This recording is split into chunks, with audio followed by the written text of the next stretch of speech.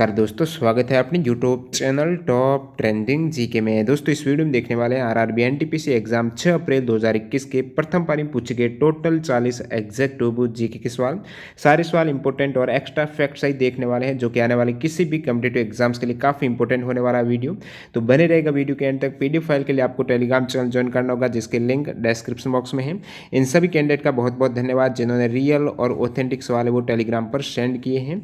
सवाल कंटिन्यू करें उससे पहले मैं आपको बता दूं, जिन भी कैंडिडेट का अभी एनटीपीसी का एग्जाम नहीं हुआ है या फिर सीबीटी फर्स्ट में अच्छा स्कोर हो रहा, अभी से सीबीटी सेकंड की तैयारी कर सकते हैं, मॉक टेस्ट लगा सकते हैं। आपका कंसेप्ट कितना ही कवर हो जाए, जब तक आप मॉक टेस्ट नहीं लगाएंगे एग्जाम में टाइम मैनेजमेंट के कारण सवाल मिस होने वाले हैं। तो टेक्स्ट बुक पर बेहतरीन अपॉर्चुनिटी ये है, आप किसी भी एग्जाम की तैयारी कर रहे हो, 100+ एग्जाम जैसे कि आपके रेलवे, एसएससी, बैंकिंग, डिफेंस या फिर किसी भी स्टेट लेवल गवर्नमेंट एग्जाम की तैयारी कर रहे हो, एक ही पास के अंतर्गत आप अनलिमिटेड मॉक टेस्ट लगा सकते हो। इसमें भी यदि आप टीटीजे के कूपन कोड अप्लाई करोगे तो आपको एक्स्ट्रा 30 रुपये का और डिस्काउंट मिलने वाला है।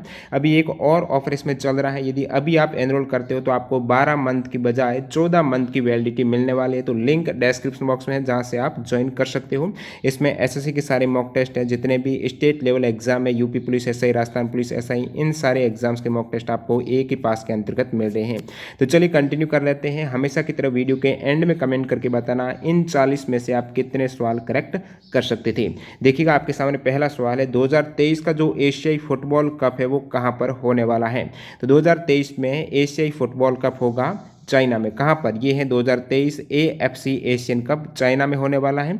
इससे पहले 2019 में जो एएफसी एशियन कप हुआ है वो यूएई यानी संयुक्त अरब अमीरात में हुआ है, जिसमें चैंपियन टीम रही थी कतर। देखिएगा अगला सवाल यहाँ पर, मोपला विद्रोह कब हुआ था। मोपला विद्रोह रिपीटेड सवाल है, इससे पहले 2 बार एनटीपीसी में आ चुका है। तो ये हुआ था दोस्तों 1921 में। मोपला विद्रोह जिसे मालाबार विद्रोह भी कहा जाता है, जो कि 1921 में हुआ था। कहाँ पर? ये केरल के मोपला मुसलमान जो स्थानीय जमींदार थे, उनके द्वारा 1921 में ब्रिटेनियों के विरुद्ध किया गया था विद्रोह। मोपला विद्रोह केरल में 1921 में हुआ था। और यहाँ पर एक मोपला उपन्यास भी है। ये रचना किसकी है? इंपॉर्टेंट फैक्ट है। तो विनायक दामोदर सावरकर ने मोपला नामक उपन्यास की रचना की थी। अगला सवाल देखिएगा, उत्तराखंड के वर्तमान में मुख्यमंत्री जो अभी हाल ही में मार्च 2021 में बने हैं, तो वो हैं दोस्तों तीर्थ सिंह रावत। पहले थे त्रिवेंद्र सिंह रावत हैं, जो कि 2017 से 2021 तक उत्तराखंड के सीएम रहे थे। वर्तमान में उत्तराखंड के मुख्यमंत्री 10 मार्च 2021 से तीर्थ सिंह रावत हो जाएंगे।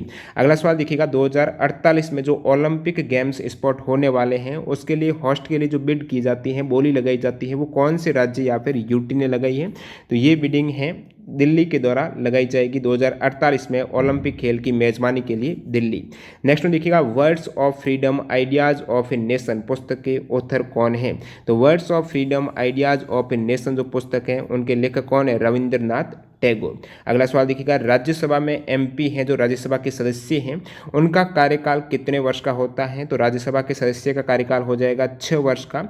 और यहाँ पर राज्यसभा में एक इंपॉर्टेंट फैक्ट ये है कि 1/3 सदस्य हर 2 साल में सेवानिवृत्त होते हैं, इसलिए ये स्थायी सदन है, कभी भंग नहीं होता है। देखिएगा अगला सवाल, सवाल नंबर 7, मौर्य वंश, गुप्त वंश, दिल्ली सल्तनत और मुगल वंश का सही कालक्रम आपको पूछा था। सही कालक्रम पहले कौन सा वंश आया था? तो इनके अकॉर्डिंग मौर्य वंश हो जाएगा सबसे पहले। ये बीसी बिफोर कॉमन एरा यानी 322 बीसी से 184 बीसी तक शासन रहा है मौर्य वंश का। उसके बाद गुप्त वंश है, ये सीई है, बीसी के बाद सी जो कॉमन एरा है, तो तीसरी सेंचुरी से लेकर 550 सी तक गुप्त वंश है सेकेंड। उसके बाद दिल्ली सल्तनत का शासनकाल रहा है 1206 से 1526। फिर लास्ट में मुगल वंश का है, मुगल काल का है 1526 से 1857 तक। अगला सवाल देखिए यहाँ पर, 17वीं लोकसभा 2019 के प्रोटेम स्पीकर कौन थे। तो 17वीं लोकसभा 2019 के जो प्रोटेम स्पीकर बनाए गए थे, उनका नाम है वीरेंद्र कुमार। सही आंसर हो जाएगा वीरेंद्र कुमार। अब देखिए प्रोटेम स्पीकर होता कौन है? जब भी नई लोकसभा का गठन होता है तो लोकसभा में सबसे अधिक समय गुजारने वाले सदस्य या फिर जो सबसे वरिष्ठ सदस्य हैं, उनको प्रोटेम स्पीकर नियुक्त किया जाता है, ताकि जो भी नवनिर्वाचित सदस्य हैं उनको शपथ दिलाई जा सके। अगला सवाल, सवाल नंबर 9, चिपको आंदोलन किससे संबंधित है। तो ये पर्यावरण संरक्षण, पर्यावरण रक्षा से संबंधित आंदोलन है, चिपको आंदोलन है। और ये चिपको आंदोलन कहाँ पर, उत्तराखंड राज्य, तब जब आंदोलन हुआ था, उत्तराखंड उत्तर प्रदेश का भाग था, तो वहाँ पर किसानों ने वृक्षों की कटाई का विरोध करने के लिए ये आंदोलन किया था। और ये आंदोलन तत्कालीन उत्तर प्रदेश के चमोली जिले में सन 1973 में प्रारंभ हुआ था। शुरुआत किन्होंने की थी 1973 में, तो प्रसिद्ध पर्यावरणविद सुंदरलाल बहुगुणा, साथ ही साथ इनके कामरेड गोविंद सिंह रावत, चंडी प्रसाद भट्ट और श्रीमती गौरा देवी के नेतृत्व में ये चिपको आंदोलन हुआ था, पर्यावरण रक्षा आंदोलन। संघई महोत्सव है वो किस राज्य में मनाया जाता है, तो संघई महोत्सव है ये हो जाएगा मणिपुर का। कहाँ पर, मणिपुर का ये फेस्टिवल है, संघई फेस्टिवल मणिपुर। अगला सवाल, रोलिंग प्लान के समय भारत के प्रधानमंत्री कौन थे, तो रोलिंग प्लान जो पंचवर्षीय योजना है, इसके बीच में जो रोलिंग प्लान आया था, जिसका जो समय है 1978 से 1980 तक रहा था, तो उस समय प्रधानमंत्री थे मोरारजी देसाई। करेक्ट आंसर हो जाएगा मोरारजी देसाई। का जो प्रधानमंत्री कार्यकाल रहा है वो 24 मार्च 1977 से 28 जुलाई 1979 तक रहा है। उनके बाद आए थे प्रधानमंत्री रहे थे चौधरी चरण सिंह 1979 से 80 तक।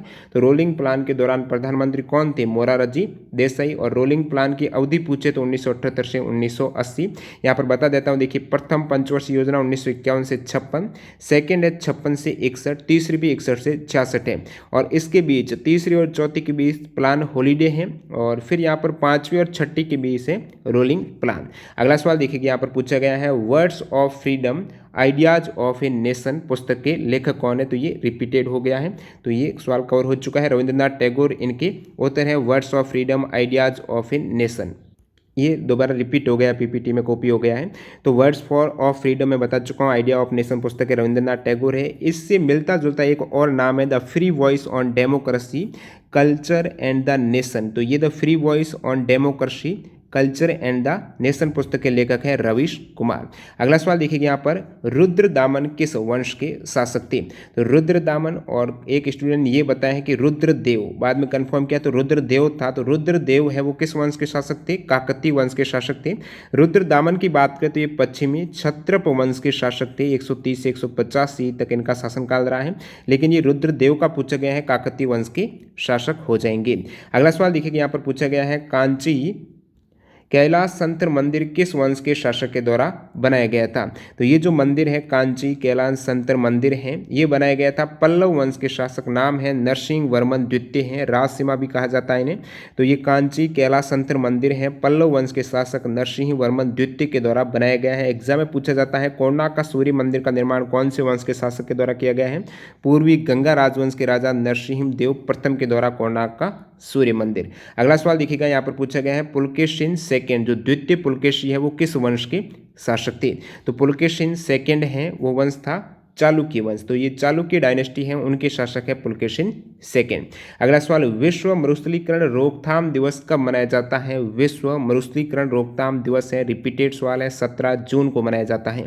सवाल नंबर 17 देखिए, विजय स्टील किस इस्पात संयंत्र को कहा जाता है। इससे पहले एनटीपीसी में इसका जस्ट उल्टा सवाल पूछा गया था, जो वाइजैग स्टील है, तो इससे पहले एनटीपीसी में आया था राष्ट्रीय इस्पात निगम लिमिटेड का अन्य नाम क्या है, तो ये वाइजैग स्टील है।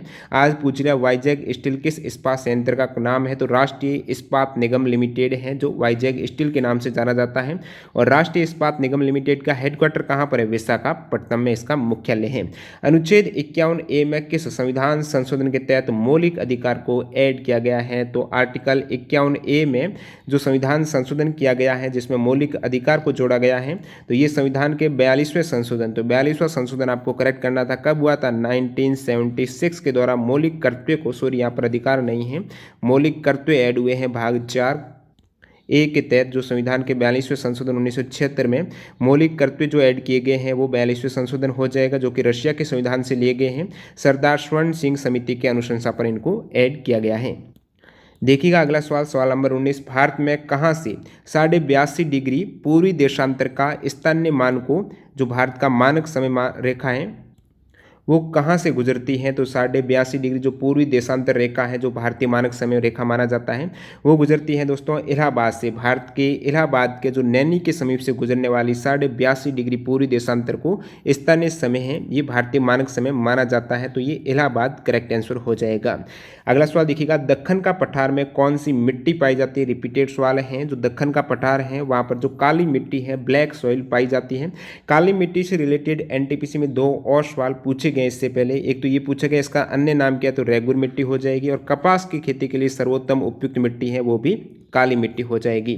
नेक्स्ट में देखिएगा नाटो, जो नॉर्थ अटलांटिक टेरिटरी ऑर्गेनाइजेशन है, उत्तरी अटलांटिक संधि संगठन है, उसका उद्देश्य क्या था, तो उत्तरी अटलांटिक संधि संगठन ये 1949 में संयुक्त राज्य अमेरिका, कनाडा और कई पश्चिमी यूरोपीय देशों के द्वारा सोवियत संघ के खिलाफ सामूहिक सुरक्षा प्रदान करने के लिए एक इसका गठन किया गया है। ये सैन्य संगठन है, NATO North Atlantic territory organization है, जो कि सामूहिक सुरक्षा की व्यवस्था इसमें बनाई गई है, जिसके तहत जो भी सदस्य हैं वो बाहरी राज्य के हमले की स्थिति में आपस में सहयोग करने के सहमत हुए हैं। इसका हेडक्वार्टर कहाँ है नाटो का, ब्रुसेल्स बेल्जियम में है। स्थापना 1949 में। वर्तमान सदस्य देश है 30। अगला सवाल, 10 डिग्री चैनल किन के मध्य है, तो 10 डिग्री चैनल है ये हो जाएगा अंडमान द्वीप और निकोबार द्वीप समूह को अलग करता है। इसके अंतर्गत छोटे अंडमान द्वीप को कार निकोबार द्वीप से अलग करने वाला जो चैनल है, जल संधि है, वो है 10 डिग्री चैनल। नेक्स्ट में देखिए यहाँ पर रक्त का थक्का बनने में कौन सा विटामिन सहायक होता है, तो रक्त का थक्का बनने में सहायक विटामिन के हो जाएगा इसका करेक्ट आंसर। कैंसर के इलाज में काम आने वाले मशीनों और अन्य चिकित्सकीय उपकरणों में किस समस्थानिक का प्रयोग किया जाता है, तो कौन सा तत्व है, कोबाल्ट 60 का प्रयोग इसमें किया जाएगा, कोबाल्ट 60 का। नेक्स्ट में देखिए यहाँ पर आर्थिक सर्वे को कौन तैयार करता है, तो इकोनॉमिक सर्वे है, जो आर्थिक सर्वेक्षण है, इसको तैयार कौन करता है, वित्त मंत्रालय में मुख्य आर्थिक सलाहकार के द्वारा आर्थिक सर्वे है वो तैयार किया जाता है। तो ये हो जाएगा मुख्य आर्थिक सलाहकार जो वित्त मंत्रालय है। और इसको कौन प्रेजेंट करता है, तो वित्त मंत्री के द्वारा जो आम बजट आता है उससे ठीक एक दिन पहले आर्थिक सर्वे को पेश किया जाता है। एनटीपीसी में इससे पहले एक सवाल ये पूछा गया है, कब से जो आर्थिक सर्वेक्षण है वो केंद्रीय बजट से अलग पेश करना स्टार्ट किया गया था। पहले केंद्रीय बजट के साथ ही आर्थिक सर्वेक्षण आता था, अलग 1964 के बाद, वर्ष 1964 तक केंद्रीय बजट के साथ प्रस्तुत किया जाता था। इसके बाद ये आर्थिक सर्वेक्षण और केंद्रीय बजट, यूनियन बजट दोनों ही अलग अलग डे पर। भारत में पहला आर्थिक सर्वेक्षण कब प्रस्तुत हुआ था, 1950-51 में।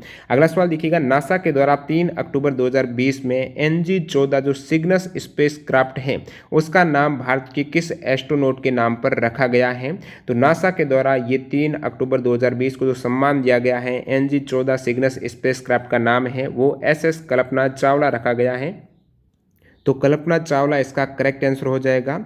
और ये जो नासा के द्वारा सिग्नस स्पेसक्राफ्ट NG-14 है, ये नॉर्थरोप ग्रूमैन का स्पेसशिप का एक महलवाक यान है जो अंतरिक्ष में मौजूद स्पेस स्टेशन को रसद सप्लाई करेगा। सवाल नंबरिंग में थोड़ा चेंजेस हो गए यहाँ पर। उत्तर भारत और दक्षिण भारत को कौन सी पर्वतमाला अलग करती है, तो उत्तर भारत और दक्षिण भारत को जो अलग करती है सेपरेट पर्वतमाला है, माउंटेन रेंज है, वो हो जाएगी विंध्य रेंज। नेक्स्ट में देखिएगा, सवाई जय सिंह ने कहाँ पर जंतर मंत्र वेधशाला का निर्माण नहीं करवाया था, तो सवाई जय सिंह ने जो जंतर मंत्र वेधशाला का निर्माण है वो कहाँ पर कराया था, ये आपको पता होना चाहिए। 5 जगह पर कराया था, जयपुर, उज्जैन, मथुरा, दिल्ली और वाराणसी में जंतर मंत्र वेधशाला सवाई जय सिंह के द्वारा निर्मित है। आपको पूछ ले प्रथम कौन सी वेधशाला है, तो प्रथम 1725 में दिल्ली में जंतर मंत्र वेधशाला, उसके बाद सेकेंड जस्ट 9 साल बाद यहाँ पर 1734 में जयपुर में जंतर मंत्र का निर्माण हुआ, फिर 1748 में मथुरा, उज्जैन और वाराणसी में। अगला सवाल देखिएगा, भारत सरकार के द्वारा 2021 में किनकी जयंती दिवस को पराक्रम दिवस के रूप में मनाने की घोषणा की गई है, तो 2021 में भारत सरकार के द्वारा किनकी जयंती दिवस को पराक्रम दिवस के रूप में मनाने की घोषणा की गई है, नेताजी सुभाष चंद्र बोस को। ये कब, 23 जनवरी को। 23 जनवरी को नेताजी सुभाष चंद्र बोस का जन्म हुआ था, 23 जनवरी 1897 को। इससे पहले एनटीपीसी में आया था सवाल कि नेताजी का जन्म कहाँ पर हुआ था, तो उड़ीसा के कटक शहर में हुआ था। और 23 जनवरी 2021 में ये 125वीं जयंती के अवसर पर पराक्रम दिवस मनाने की घोषणा की गई है नेताजी के जन्म दिवस पर। अगला सवाल देखिए, यहाँ पर पूछा गया है कौन सा वेब ब्राउजर नहीं है, तो वेब ब्राउजर में ये ऑप्शन थे Google, safari, Firefox, opera mini. तो इसमें से करेक्ट आंसर हो जाएगा गूगल वेब ब्राउजर नहीं है, सर्च इंजन है, बाकी सभी वेब ब्राउजर है। नेक्स्ट देखिएगा, अंग्रेजों को किस नीति के तहत भारत के राजाओं को अपनी सेना रखना मना था, तो अंग्रेजों की कौन सी नीति है, वो है सहायक संधि। अंग्रेजों की सहायक संधि के तहत भारत के राजाओं को अपनी अलग से सेना रखना मना था। तो ये सहायक संधि के तहत जो प्रथम राज्य है जो स्वीकार करने वाले शासक है वो है हैदराबाद का निजाम है। 1798 में ये भारत में सहायक संधि को स्वीकार करने वाला प्रथम शासक है, कल ही आपके पूछा गया था। और सहायक संधि 1798 से 1805 तक है लॉर्ड वेलेस्ली के द्वारा। इस संधि की कुछ विशेषताएं बताऊं, एक तो भारतीय राजाओं को विदेशी संबंध कंपनी के अधीन होंगे। जो भी भारतीय राजा हैं वो ब्रिटिश ईस्ट इंडिया कंपनी के अधीन होंगे और वो कोई युद्ध नहीं करेंगे तथा अन्य राजाओं से विचार विमर्श भी कंपनी करेगी, राजा स्वयं नहीं करेंगे। साथ ही साथ बड़े राज्य अपने राज्यों में अंग्रेजी सेना रखेंगे, खुद की नहीं अंग्रेजी सेना रखेंगे, जिसकी कमान अंग्रेज अधिकारियों के हाथ में होगी, जबकि सेना का खर्चा वो राज्य स्वयं उठाएगा।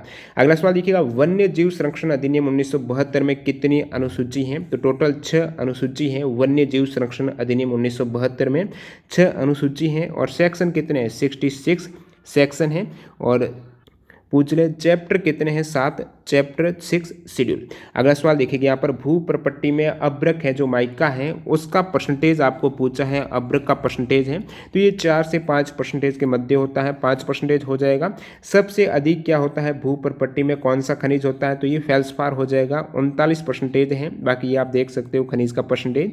ग्रामीण क्षेत्र में पर्यावरण संरक्षण के लिए कौन सा अवार्ड दिया जाता है? तो ये अमृता देवी बिश्नोई वन्य जीव संरक्षण पुरस्कार है। ये स्पेशली ग्रामीण क्षेत्र में पर्यावरण संरक्षण के लिए अवार्ड दिया जाता है। अमृता देवी बिश्नोई वन्य जीव संरक्षण पुरस्कार है। इस पुरस्कार की बात करें तो भारत सरकार ने ग्रामीण क्षेत्रों के उन व्यक्तियों या समुदाय के लिए अमृता देवी बिश्नोई वन्य जीव जो पुरस्कार है इसकी स्थापना की है, जिन्होंने वन्य जीव की रक्षा में असाधारण साहस और समर्पण दिखाया है।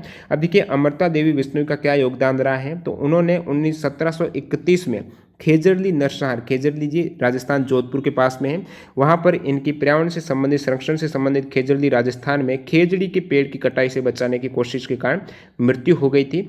और वन्य जीव संरक्षण के लिए पहला अमृता देवी बिश्नोई राष्ट्रीय पुरस्कार है, ये 11 सितंबर 2001 को किन्हें दिया गया है? गंगाराम बिश्नोई को। अगला सवाल देखिएगा, ऊर्जा समाधान के विकास में सहयोग करने के लिए किस भारतीय प्रौद्योगिकी संस्थान आईआईटी और राइस यूनिवर्सिटी ने 9 जनवरी 2020 को एक समझौता ज्ञापन पर हस्ताक्षर किए हैं?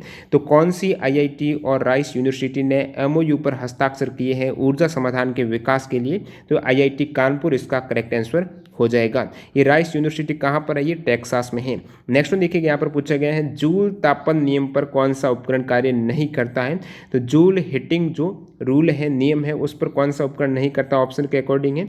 बाकी कौन से प्रमुख उपकरण है जो तापीय प्रभाव पर काम करते हैं? विद्युत बल्ब है और प्रेस जो इस्त्री है, विद्युत इस्त्री, विद्युत हीटर, विद्युत फ्यूज है, ये सभी कार्य करते हैं। जूल का तापन नियम का जो फॉर्मूला है H बराबर जो ऊष्मा बराबर है आई धारा आई स्क्वायर आर टी, आर आपका रेजिस्टेंस है, टी समय हो जाएगा। अंतिम सवाल यहाँ पर देखिएगा, सवाल नंबर 38, प्रधानमंत्री फसल बीमा योजना के तहत किसी क्षेत्र में फसलों पर जोखिम की आशंका पर क्षतिपूर्ति के 3 स्तर कौन से हैं? परसेंटेज का पूछा है। प्रधानमंत्री फसल बीमा योजना से संबंधित क्षतिपूर्ति के 3 स्तर यहाँ पर 70%, 80% और 90% हैं, जो उच्च, मध्यम और निम्न स्तर हो जाएंगे। और बात करूँ इस योजना की, प्रधानमंत्री फसल बीमा योजना की है, इसकी शुरुआत है 13 जनवरी 2016 को मध्य प्रदेश के शेरपुर से इसकी शुरुआत की गई है। और इस योजना में खरीफ की सभी फसलों और तिलहन के लिए अधिकतम 2% एवं 1.5% की दर से बीमा होता है।